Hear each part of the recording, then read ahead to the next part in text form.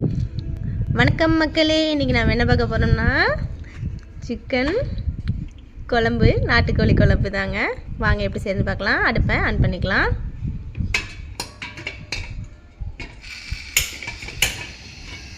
தேவையான அளவு கடலெண்ணெய் சேர்த்துக்கலாம்.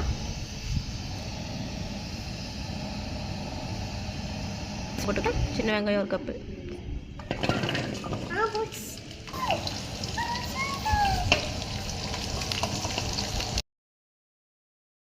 வெங்காயம் நல்லா வணங்குதுங்க. இப்போ நாம் இஞ்சி பூண்டு சேர்த்துக்கலாம்.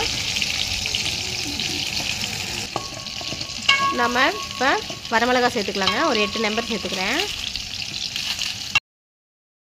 இப்போ ஒரு துளி பட்டை இதெல்லாம் சேர்த்துக்கலாங்க. மிளகு 1 ஸ்பூன். இப்போ நம்ம கருவேப்பிலை சேர்த்துக்கலாங்க. 1/2 ஸ்பூன் மஞ்சள் சேர்த்துக்கலாங்க.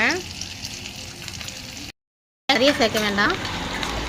நல்லா வணங்கிட்டு இருக்குதுங்க. இப்போ நம்ம கொத்தமல்லி தூள் சேர்த்துக்கலாம். இது வீட்லேயே அரைச்சிது. ஒரு 50 கிராம் அளவு சேர்த்துக்கலாங்க.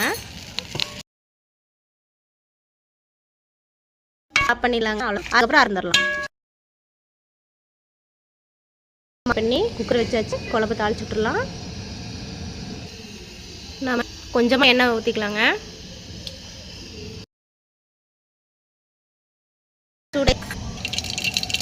வெங்காயம் சேர்த்துக்கலாங்க. வெங்காயம் நல்லா வணங்கட்டும். நல்லா வணங்கிட்டு இருக்குதுங்க. இப்போ நாம் நாட்டுக்கோழி சேர்த்துக்கலாம். இல்லை கொட்டிடுச்சுங்க. கொஞ்சம் கொஞ்சமாக அப்படியே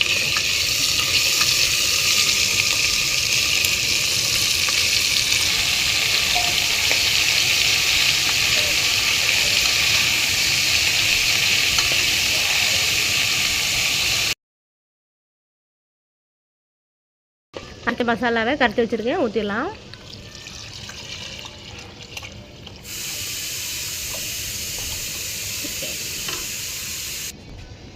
நம்ம கலக்கி வச்சுங்க. இப்போ தேவையான அளவு உப்பு சேர்த்துக்கலாம். இப்போ நம்ம மூடி போட்டால் ஒரு 3 விசில் வேக விட்டு எடுத்துக்கலாங்க.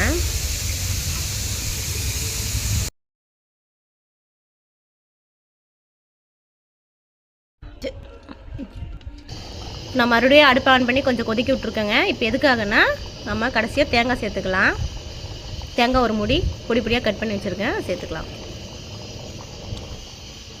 இது ஆப்ஷன் தாங்க, ஆனால் நல்லா டேஸ்ட்டாக இருக்கும். நல்லா ரெடி ஆகிடுச்சு. வீடியோ பிடிச்சிருந்தா ஒரு லைக் பண்ணுங்கள்.